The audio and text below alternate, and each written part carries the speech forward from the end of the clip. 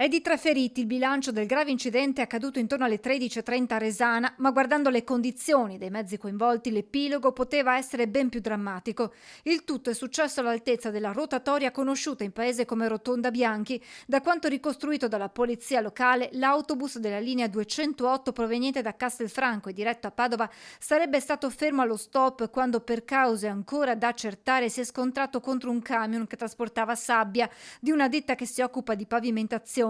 L'impatto è stato violentissimo, il mezzo pesante nell'urto si è capovolto finendo contro il bus e sfondando il parabrezza. Il carico del camion si è riversato sulla strada. Immediato l'arrivo dei vigili del fuoco e dei sanitari del SUEM che hanno soccorso l'autista dell'autocarro e il collega che viaggiava al suo fianco, rimasti entrambi feriti e trasportati all'ospedale di Montebelluna e Castelfranco. Le loro condizioni non sarebbero gravi. Lesioni lievi anche per il conducente dell'autobus, un quarantenne di Resana, portato in pronto soccorso.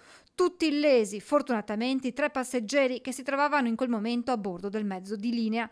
Inevitabili e pesanti le ripercussioni al traffico, con la strada rimasta chiusa per qualche ora per permettere la messa in sicurezza dei veicoli e la rimozione della sabbia dalle carreggiate.